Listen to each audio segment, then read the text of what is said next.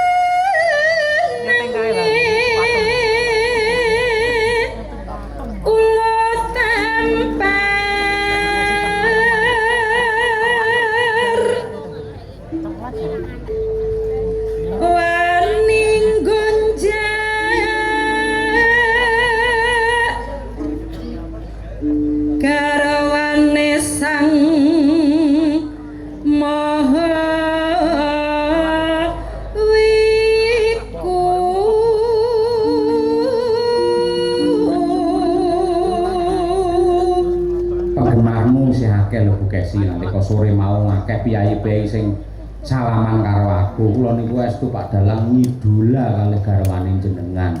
Piyai lek cantike kaya ngono. Batinku ngelem bojoku kok tuwetek ya ngono.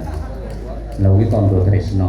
Iya, dikasih ya nyatane mau ning ATM ya dijarake wong lanang langsung pamer karo aku. Tak kena dijarake wong lanang. Ya alhamdulillah sik payu wae. Iya. Ya aku jane iki pengen nggawe sampean cemburu ngono lho, Pak. Kadang-kadang memang cemburu itu perlu dibangun dalam rumah tangga. Membuktikan yen aku karo sampean iki yo cinta tenanan. Laki-laki dan perempuan ini punya cemburu semua, namun ekspresinya berbeda. Lek wong lanang pamane cemburu meneng ngakep rokok, anggere ning rokok iso ya cepet, kuwi cemburu ya.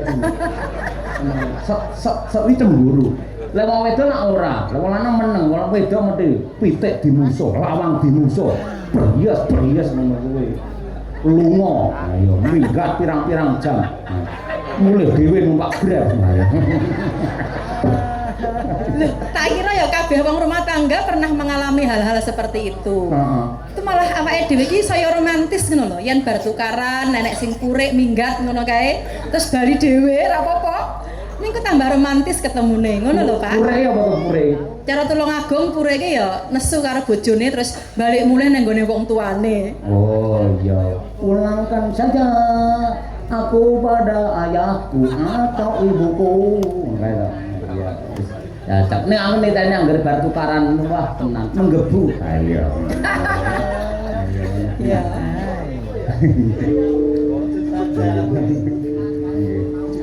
Anangge kinagaraja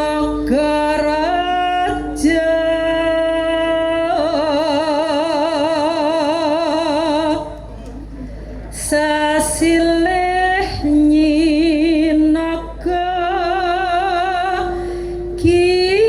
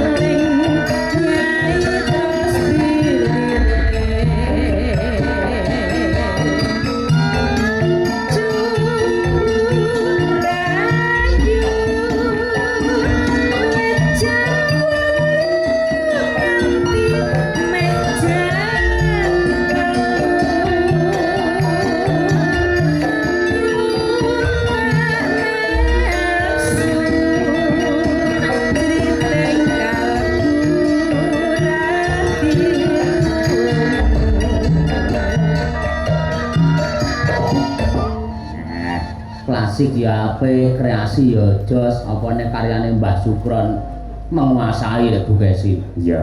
Aja dianggep pisane gurcaping gunung karo kutub manggung. Ah, ya lak bingek. Saiki lho berkembang. Bu Kesi. Konangan Sri Aning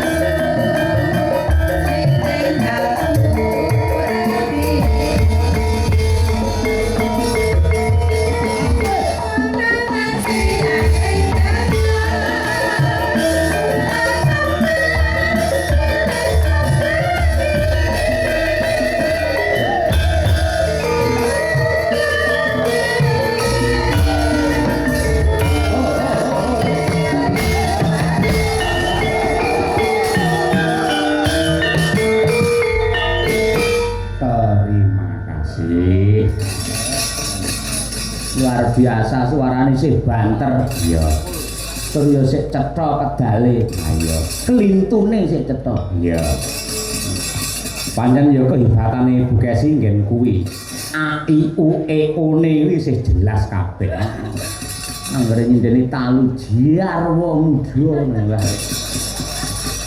kaya terap kaya munggah-munggah ya ayo zaman biyen oh mbiyane krungu Bu Kesi mung nyindeni serpek menyura pelok barang ngono lho lha ku njilingi ra ono ya ngene jenenge kaprawasa dewaning asmara budaya ya ngono kuwi ha iya coba anu sik kanggo mengenang Swagi Ki Anom Surata pelok barang apa le mesti mbiyen Pak Anom asring rutin wayangan wonten ing Gudang Garam nggih Pak kowe leres nggih Gudang Garam biar nyerah Pak Anom terus Pak Mantep setahun 2 kali ya. Dalam lagunya Sela ing janji digarapur ya. Nah monggo kelaturaken para penggemar-penggemar yang kangen kalian Swagi Ki Anom Surata Sela ing janji karyanipun Pak Anom Abdi Solo yuk dados ya.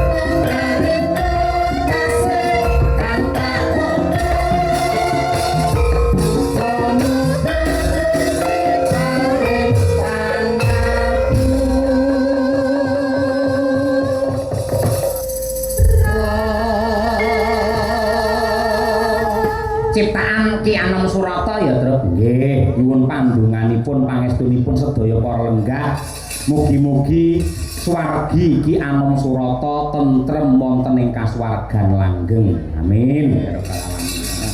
Klebu Pakde mantep Darsono lan ugi para pepunden dalang sepuh Kediri ya luar biasa. Ya. Yen Pak Gunar barang ya garwane Bukom Sinah. Kuwi dalang sabete Kediri jaman semono. Ya. Ngono kuwi. Lan uga awake dhewe ya melu prihatin terus negarane dhewe lagi ketaman pacoban saka Gusti. Neng Kalimantan kaya ngono ki sing jenenge geni mubal-babal ning alas ora enek enteke ora ana padame. Yes muga-muga enggal entuk pengayoman saka Gusti, klebu kadang-kadange dhewe sing ana ning NTT barang saka gempa bumi ya enggal entuk usada saka Gusti anane kabeh ayem tentrem sak Indonesia anane mung bagya mulya. Amin. Kimono. Ayo no kimono. Kimura.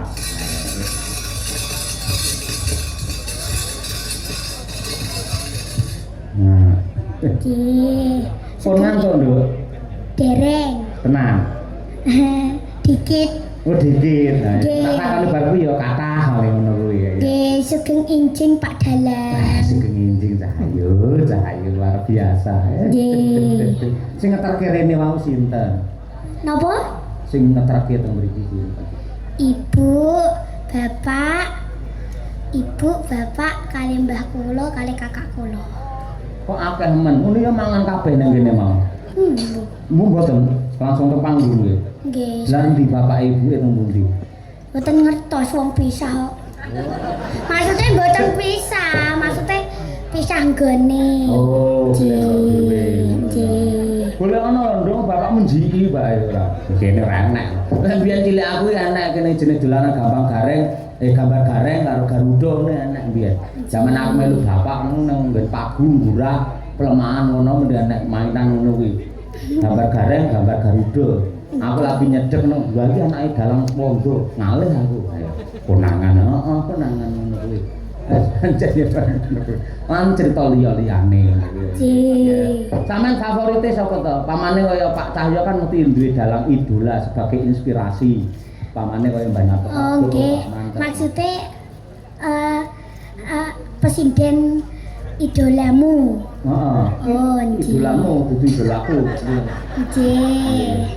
Kula sing senior nggih, enten Bu Kesi kalih bojone kakak sampean. Kalih Tapi ya ngene lho, kalih garwanipun Kang Mas panjenengan. Kalih garwanipun Kang Mas Kasman apa? Garwanipun Pakde Anom Dwija Kangko. Nggih. Ono lek karo aku lek bapak. Nggih. Nek ono nyeluke berarti Pakde. Engko lek melu Pak Kangko, nyelukmu Pak Kangko, bapak nyeluk aku malah Om. Nah ngono kuwi carane. Kuwi jenenge Bu Dwi Kurnia Pati. Lek sinden sing enom sapa favoritmu? Sing terkenal nggih. Yo karepmu terkenal apa ora? Mbak Niken. Kali Mbak Lintang, kali almarhum. Almarhum apa? Sing alum apane? Almarhum. Almarhumah. Almarhum. Almarhum. Almarhum. Alon-alon Nduk. Almarhum. Alon-alon nek Almarhum. Kuwi yen kakung yen putri berarti almarhumah. Alrala. Ya wis Suwardi ngene Suwardi. Lek kleru aja nekat ae kok wis. Almarhumah. Suwardi ngono. Suwardi. Sapa Mbah sapa? Mbak Mega. Mbak Mega. Kediri juga ya. Nggih. Lek Bu Kesi senengamu pas Bu Kesi nembang nyanyi apa? Pas nyanyi Jineman Kenya Desa. Oh, Kenya Desa. Iya. Ora ngerti lek. Bu Kesi Paping gunung, jos. Untuk manggung, jos. Luntur, jos. Ya mek telu kuwi tok isane. Kula gumene pas Bu Kesi nyanyi Ulo Tampar mang kula nggih iso asline. Sorry Nduk, kudune sing tak kongkon awakmu ya mau ya. Nggih. Pribatemu aku iso guru ngono kuwi ngono ya Nduk ya. Nggih. Oh, sepurane. Makane kula karo umi-umi mang. Oh. Karo umi-umi alumhum ngono ya Nduk. Nggih, umi-umi gara-gara kula kok ngrungokne Bu Kesi lak nyanyi jan walus terus santai. Heeh.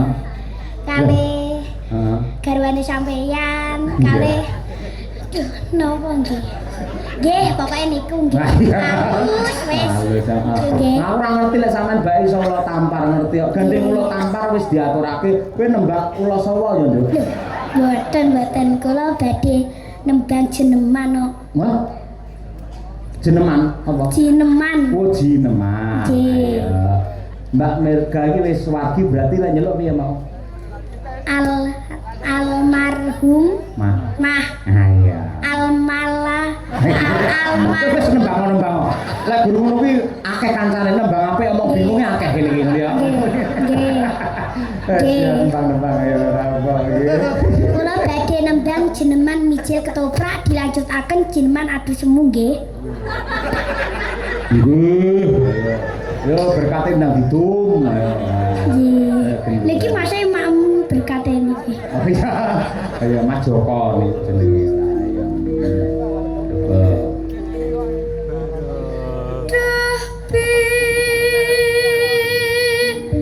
yang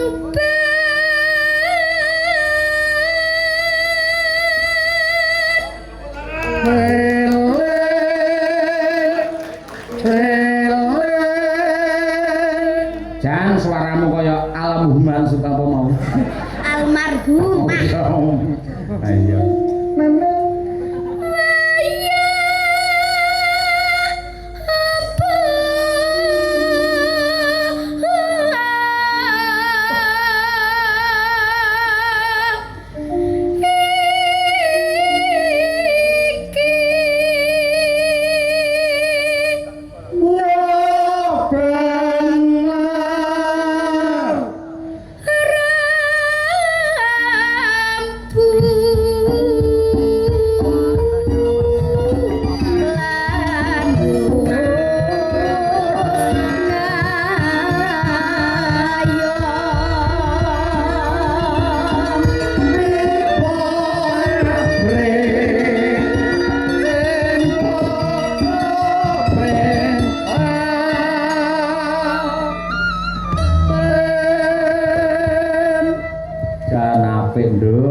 Klasik angel lho Nduk kaya ngene itu langsung rangkep sampean. Nggih Pak Dalang. Iya, dan alhamdulillah. Nggih. Kalau sampean lek nyinden kayak dalange kae. Ayo. Kaget tak kira rambu nusul ya. Ayo. Nggih. Dalang kae engko. Nggih.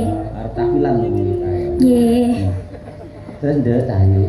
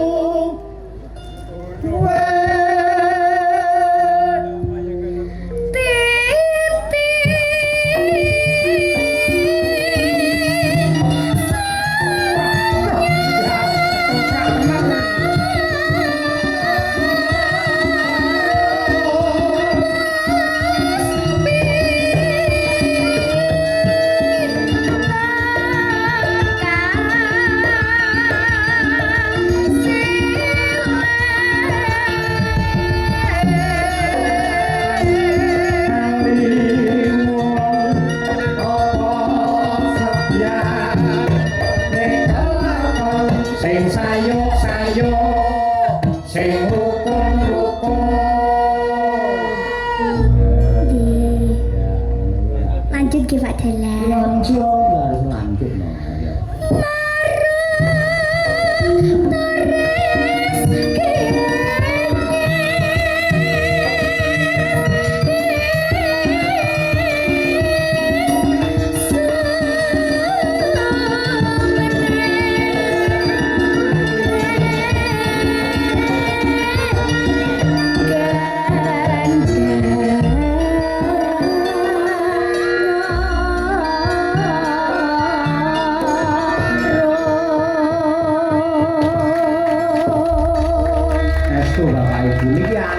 Ya. Niki langsung tapi JNE Pak Dalang. Hah? JNE. JNE apa? Sing niki lho tak duduhi nggih. Apa tak judule? Lho, nggih. Kados. Niku lho. Oh iya, kados. Kados sinten, Dok? Nggih, 2 kali bener Bu Kesi. Oh iya. Iya. Nggih. Tapi lirike beda nggih Bu Kesi. Nggih, cakepane Mbak Birgita Ayu jan pinter. Bocah tak tutok kene ora. Nggih. Omongane celbang-celbung mari gemes wae. Nggih Pak Dalang. Kowe malah susi kaya sinden jaman 70-an ngono lho ae. Nggih. Rumana ya Pak Dalang. Kalau aku randang tak juang kan tak piting ngene ora. Nggih, nggih.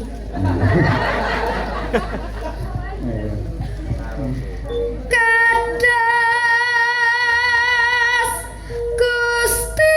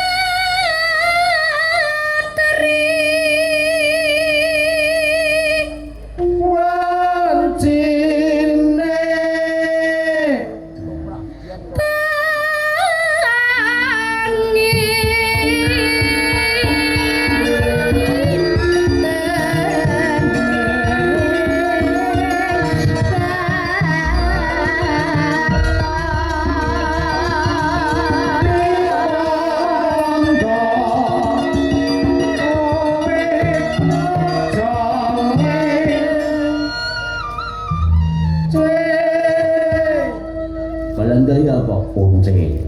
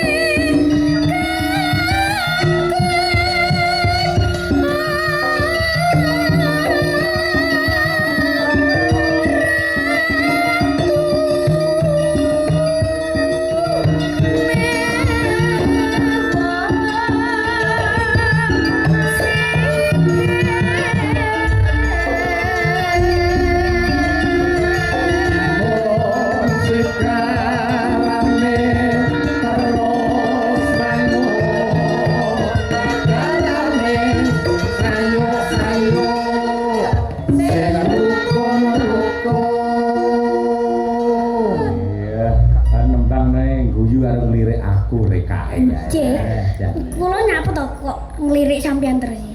Lampu sing di motor. Mulai engke. Mulai nonton kok nonton to. Deloki napa nggih basa kramane? Ningali. Ningali sampean teko ngarep niki kok kaya ngerti buta ngono enggak. boten. Apa? Kaya dedek ngono lho. Oh, dedek lah. Nggih. Oh iya. Ketoke gwelek.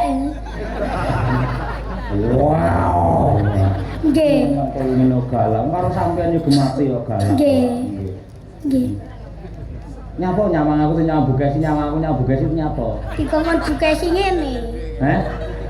Apa iso wong driji mundhek kabeh karo ngene? Ngene. Piye kuwi? Ngene. Ya apa artine apa?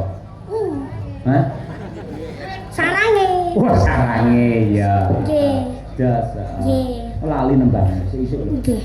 Alah, boten lali. Waduh ya.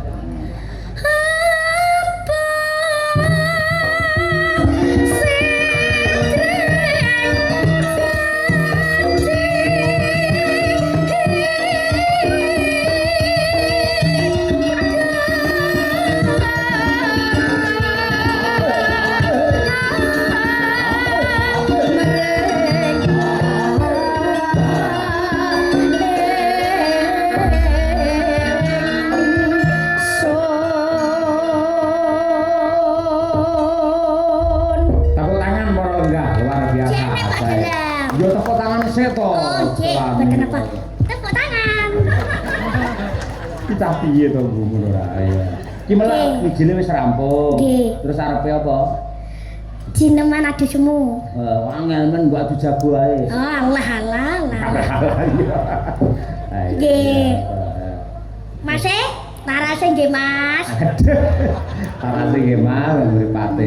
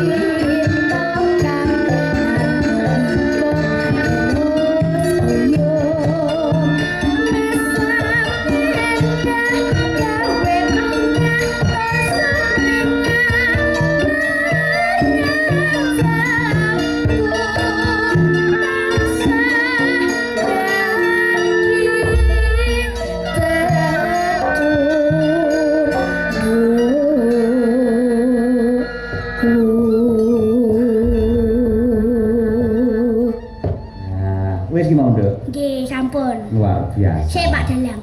Kula pengen tanya Mas niku lho sing niku lho. Sing brengos niku lho.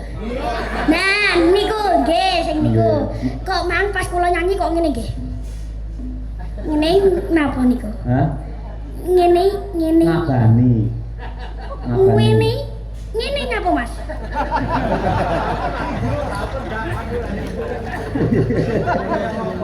Karo ngene karo mangan. Masa mangane kok omongke. Nggih. Pancen kuwi wengi mangan terus ngono kuwi. Nggih. Nggih sampean ben ra ngantuk. Nggih. Sik aku tak takon, sebabe apa? Sampeyan kok ora milih nembang-nembang sing era sekarang kok malah sing klasik-klasik sur ya angel kaya ngono kuwi lho. Sebabe apa? Gak tahu. Enggak tahu. Gimana? Gimana Pak Dalang?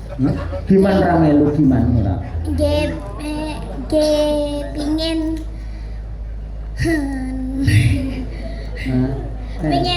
pengen niku nggih.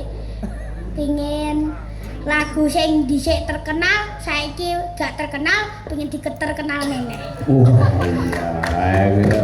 Kuwi jenenge cara Jawa ndudah mutiara kependem. Oh nggih, kependem. Ngono kuwi. Dadi mbiyen sing tauhid terkenal to. Terus akhire kuwi terus apa kuwi kalah karo lagu-lagu liyane, akhire kok muncul kene ben terkenal neh. Anjih pinter sampean. Anjir anake sapa kok iso? Anake Ayu. Oh, bumu jenenge Ayu. Yayu. Oh, Yayu. Ayo. Bener Yayu yuyuke ya ya. Ayo. Anjih. Ayo ngono ki Nduk. Sampeyan kok ya nekake WA karo Bu Kesi. Bu Kesi kula teng Sarang nderek ngono kuwi piye Nduk? Kula mboten ngomongi ngono iki. Lah piye? Bu, kalau ada tanggapan di Kediri napa teng pundi iki mora dijak nggih Bu. Terus langsung dikabari, "Oh, Dek, oh, Dek. Ya ini ada 24 Agustus di Gereja Pusarang." Iya. Terus jawab piye? Nggih, matur suwun. Kok suarane dadi cilik kabeh ngelik kabeh. Oh, akhirnya tekan kene. Nggih. Jadi sampe rekake yo nggawe iklan dhewe ning Medsos. Medsos apa? Hah? Medsos apa ya? Medsos. Medsos. Media massa dadi medsos. Medsos. Media sosial apa media massa? Media sosial. Media sosial. Sampe nek iklan dhewe to, pagelaran wayang kulit kita ya pun tadi dengan sinden Kimura ngono to. Oh ya nek fotomu ngono ya. Oh. Nek nyapa Mbak Tuti barang gambare kok lebokne ning iklanmu. Mana? Kok dilangi? Yang mana? Sek Mbak Tuti nomor loro jare gambare kok ilangi sebabnya apa? Itu loh Dek, tadi kok gambare Mbak Tuti dihilangkan ini gimana? Sing ilangke sapa? Oh, sing niki sing inti lho. Alah, ngapunten nggih Bu Tuti. Lah ya toh, tapi terus sampean baleni terus Mbak Tuti mbok lebok kene. Nggih.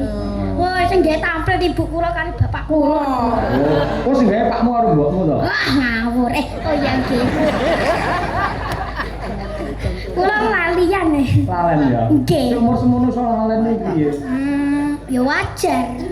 Yo ora lek sak umurku lali lumrah umur 40 munggah. Lek sak sampean kan sik cerdas-cerdase, daya ingate sik luar biasa. Sampean umur pira Pak Dalan? Hah? Sampean umur pira? 17. Hah? 17. Kok 17? Lho jare takon umurku. Lek mau nyawang kaya wong gila ngono modele. Le netrone ketok sipit nih. Oh, ngelone tuwek jawane iki. Oke, wis keriput-keriput. Wis kaya jare ya miru ya. Oke, sampean ra nutup aurat. Lha niku. Endi? Boten sah didelok cah cilik. Lha endi wong tak tutupi lho iki nduk nggawe semene lho ngene iki ben pamrih apa? Lek ngeprake ben lincah, ben iki lak karo ibumu kasih ditumbasne jare iki jare apa kuwi tulis, bathike tulis lek kobong kena rokok kan eman-eman tak sisihke rene. Walah, nggih. Ya jare ngucap ta apa lewat ya. Nggih, nek apa tak gawe nguyu lho malah kuwi tak gawe ngulur gak iso tak ngene nih. Makane tak cepot langsung. Ngulur, nguyu apa ngulur? Nguyu. Emang ngulur ora? Iya. Nguyu. Oh, sakene diluruske lagi nguyu ya nduk ya. Nggih, gak iso tak ngene nih. Saking seseke. Lah kowe lemu ya ra mau. Mangan aja akeh-akeh. Sampean kaya triplek no. Apa? Triplek. Triplek. Triplek iki lek cilik ora. Kurang nemen. Hah? Kurang nemen. Sampean ora tau mangan.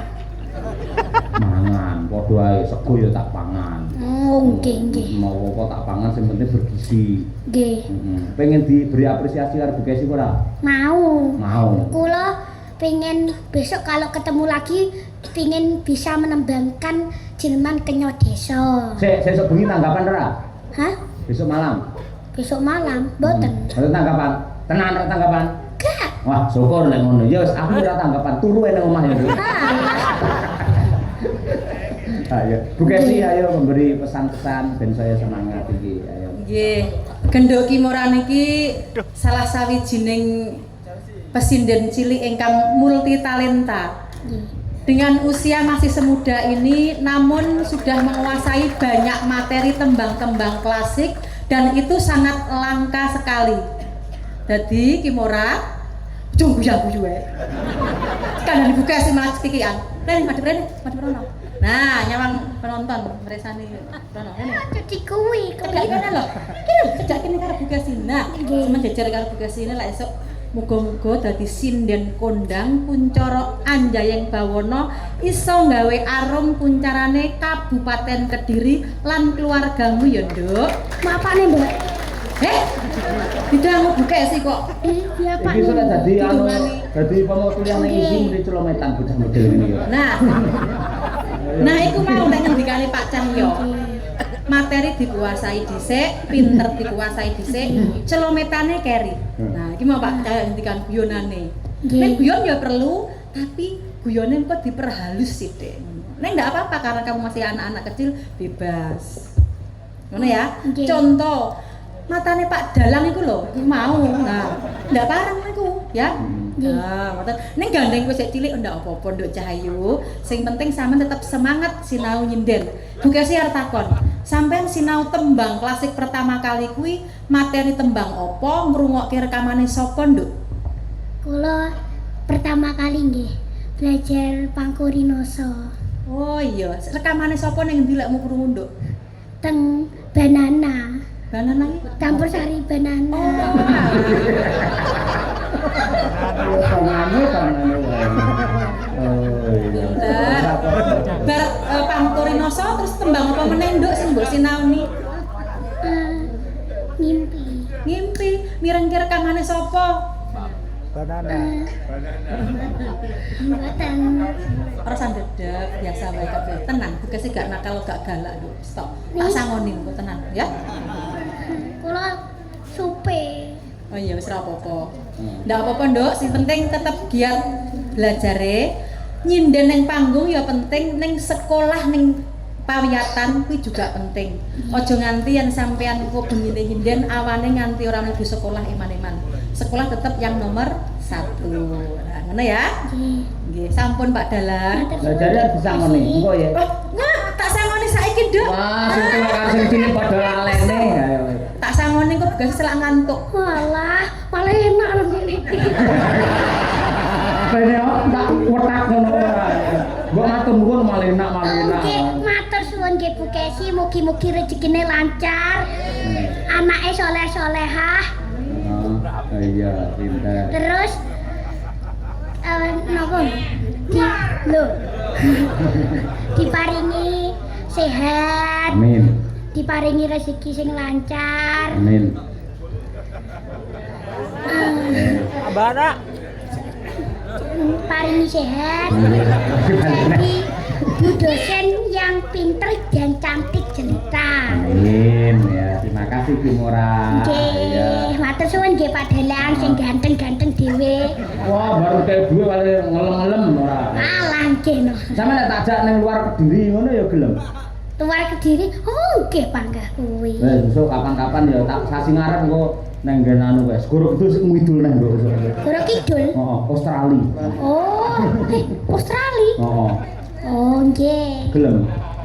Gelem. Emang enten? Hah? Enten to? Lho anang kuwi to kuwi ora ndelok peta ngobar apa kuwi jenenge samudra kae terus bar kuwi Australia. Nggih. Nek Karena sampean payu ya ning Australia.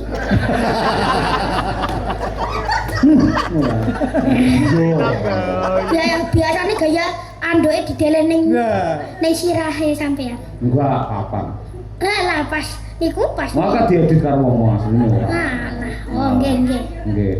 Nggih, paling kula mek ngimpi to. Ayo ngimpi. Lepas ribet ya, Dok. Siap, gerak. Siap, gerak. Tahu baris ora? Tahu. Siap, gerak. Ayo, hadap kiri, gerak. Kiri. Kiri pundi, Pak? Ayo, kiri ini wah. Kiwo. Nah, satu langkah ke kanan, gerak. Satu langkah kanan, kuwi maju ora? Kanan, blek. Heeh. Mundur 2 langkah, jalan. 2 langkah. Di loro. Oh, duduk, gerak. Wes lungguh. Nah, omong edan kok. Ora jos, kapan-kapan petuk ya. Pak saya nang apa nang ndi? Nang ndi Bu Kesi? Enek sing ning anu teng Nganjuk kuwi ben dibel karo Bu Kesi ya. Karo tulung ibu ngomong ngono, penggulene tanggapan Pak Cahyane Kediri ya. Ayo ngono kuwi. Iki mana pamundhut, Tru? Iki moragen istirahat. Apa kuwi gubuk asmara wong ya pamundhut. Ayo. Mbak Dian karo Mbak Triastuti coba kaya apa? Iki habis kita ben tampil. Ayo. Dari Madiun dan juga dari Ngawi. Ayo, berdiri. Oke.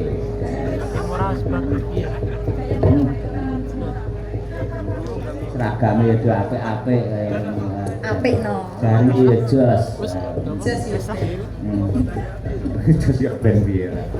Apa ya anune apa kuwi bawane pucung diaturake. Mbak Dian sik ya Mbak Dian. Sore monggo Mbak, panas-panasan. Nyingkar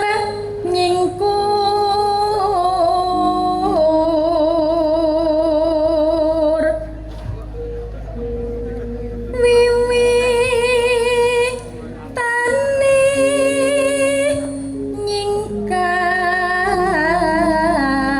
nyingkar nyingkur Emocine wis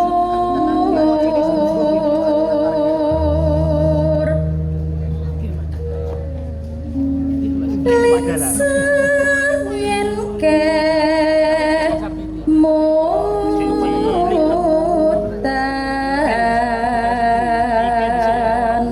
Oh, oper Mbak Triastuti. lelah